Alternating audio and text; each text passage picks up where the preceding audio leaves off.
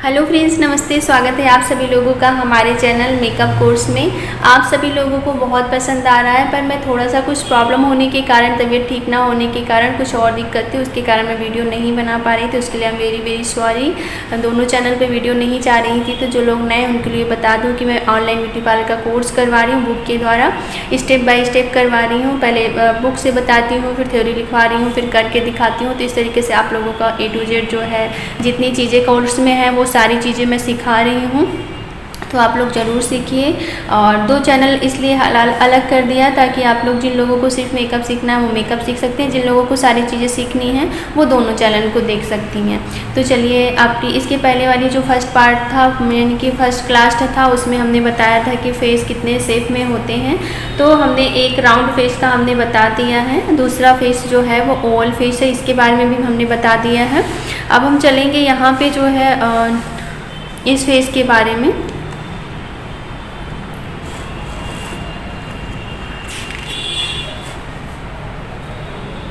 Oval, यहाँ से हम बता रहे थे आपको ओवल फेस यानी यूनिवर्सल फेस, लेकिन इस तरह के फेस को और भी शार्प पैना बनाने के लिए नोज तथा ब्लशर पॉइंट पर शेडिंग की जाती है।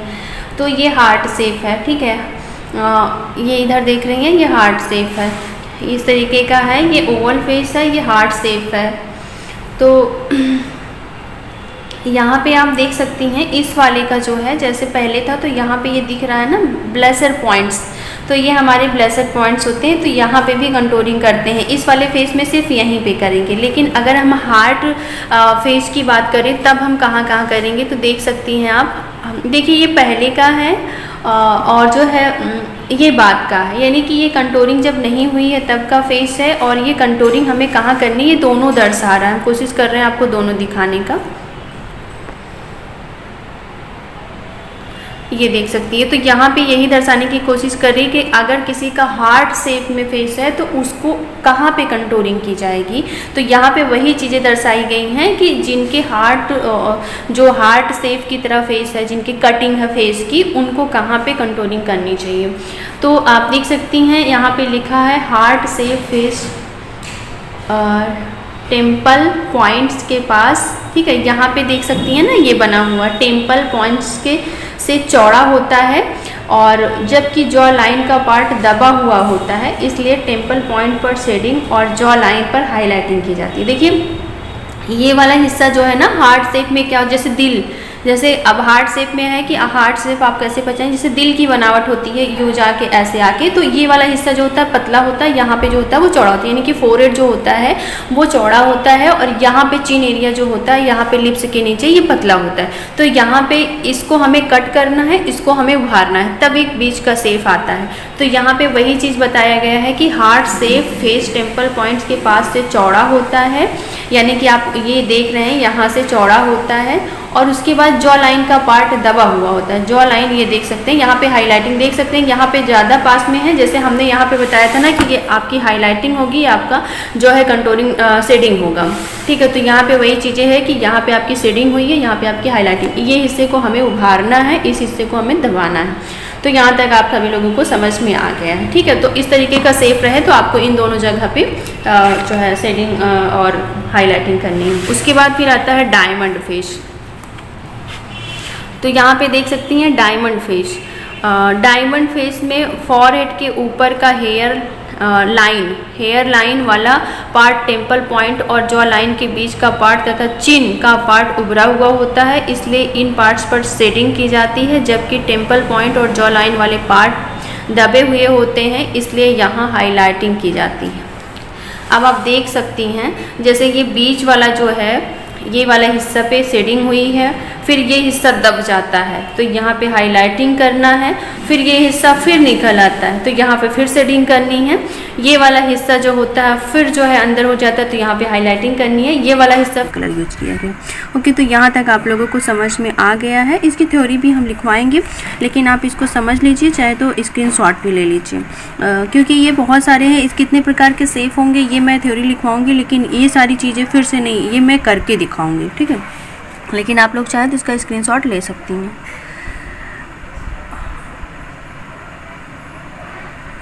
उसके बाद फिर आता है स्क्वायर यानी चौकोर।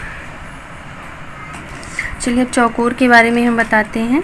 स्क्वायर फेस में फोरहेड से टेम्पल पॉइंट तथा टेम्पल पॉइंट से ब्लशर पॉइंट और जॉ लाइन तक का पार्ट चौड़ा होता है, इसलिए इस पार्ट पर शेडिंग की जाती है। ठीक है, तो यहाँ देखिए कहाँ पे शेडिंग हुई है। ये वाला हिस्सा चौड़ा होता है तो हमें थोड़ा सा लंबा दिखाना पड़ता है। यहाँ पे थोड़ी सी लाइट कम है इसलिए कम समझ में आ रहा है। तो यहाँ पे देखिए, यहाँ पे थोड़ा सा दिखाने की कोशिश करूँगी। हाँ, देख सकती हैं यहाँ पे फोरहेड के साइड जो है कंटूरिंग हुई है, तो यहाँ पे चौड़ा रहता है तो इसे हमें कम करना रहता है। और ब्लशर पॉइंट्स जो होते हैं यहाँ पे कान के जस्ट सामने, ठीक है, ओके, तो इस जगह पे करना रहता है। उसके बाद जो है देखिए नीचे साइड में यहाँ पे ये वाला हिस्सा जो है ये उभरा हुआ है, ये यहाँ पे देखिए ये रहता है, तो इसको भी कट करना रहता है। तो यहाँ पे देख सकती हैं।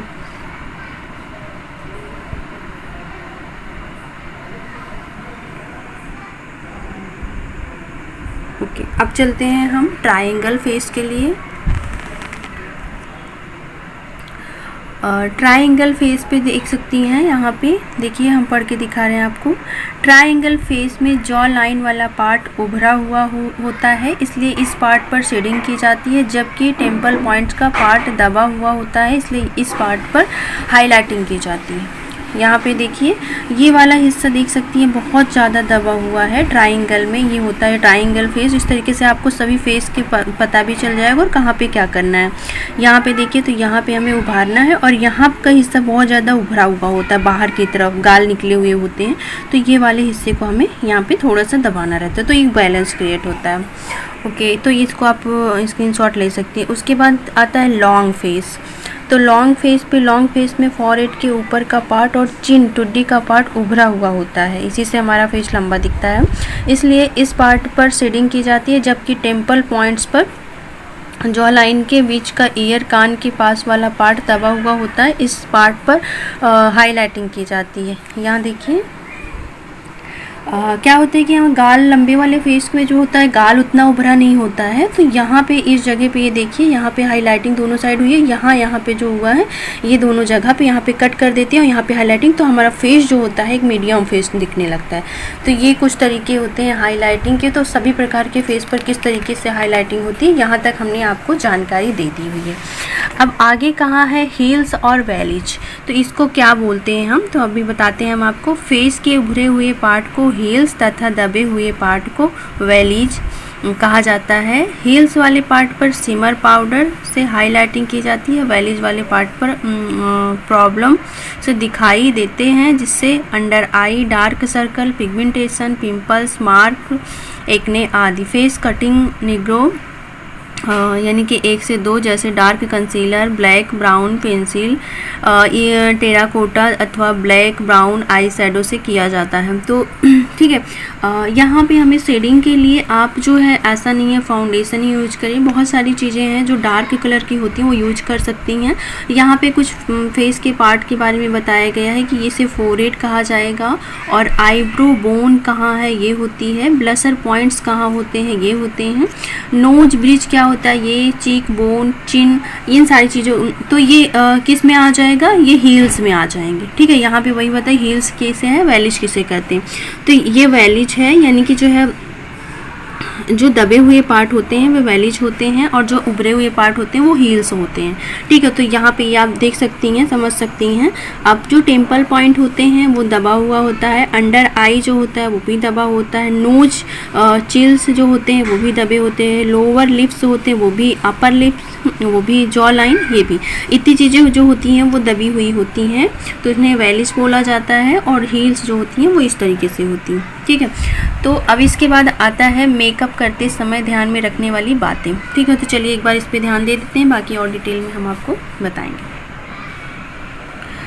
तो मेकअप करने के पहले फेस को क्लीन करना बहुत ज़रूरी होता है। यदि डेड स्किन हो तो उसे दूर करने के बाद ही मेकअप करना चाहिए। तो अगर बहुत ज़्यादा डेड स्किन रुकी है तो आप पहले स्क्रब करिए, उसके बाद जो है आपको आगे जो CTM का प्रोसीजर होता है उसको करिए, प्रोसेस होता है जो उसे करिए।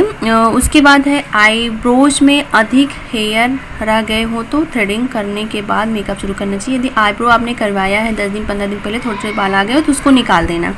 ठीक है, फेस पर ज़्यादा रोए हो तो मेकअप करने के 2-3 दिन पहले ही ब्लीच करा लेनी चाहिए, ब्लीच या वैक्सिंग, ठीक है। स्किन टोन से एक से लाइट अथवा एक से डार्क मेकअप करना चाहिए, यानी कि आपको या तो फेयर बनाना है या तो उससे कम रखना है, ठीक है। इस तरीके का मेकअप होता है।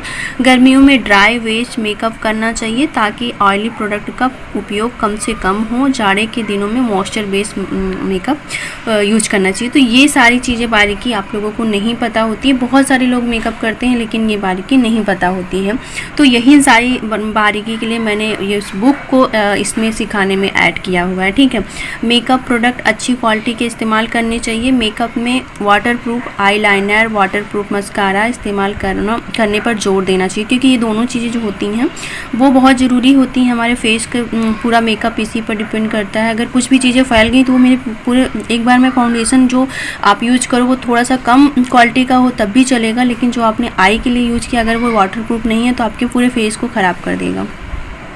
तो यह मेकअप जाने के बाद ब्रश को क्लीन करना चाहिए, मतलब यानी कि मेकअप आप करने के बाद ब्रश को साफ़ कर लेना चाहिए। मेकअप करने के बाद स्पॉन्ज को एंटीसेप्टिक से क्लीन करना चाहिए ताकि इन्फेक्शन ना हो, यानी और किसी को ना हो सके कोई दिक्कत। ऑयली स्किन में फेस वॉश एस्ट्रिजेंट से, ड्राई स्किन पर फेस वॉश क्लिनजिंग मिल्क से, और स्किन में खुरंड या पपड़ी हो तो, खुरदुरा हो या पपड़ी हो तो स्क्रब से डीप क्लिनजिंग करनी चाहिए, जैसे हमने पहले बताया था। मेकअप करते समय कंसीलर को हल्के हाथों से स्प्रेड करना चाहिए। ध्यान रखें ज़्यादा प्रेशर देकर स्प्रेड करने पर मेकअप पर पैची हो जाता है, ठीक है।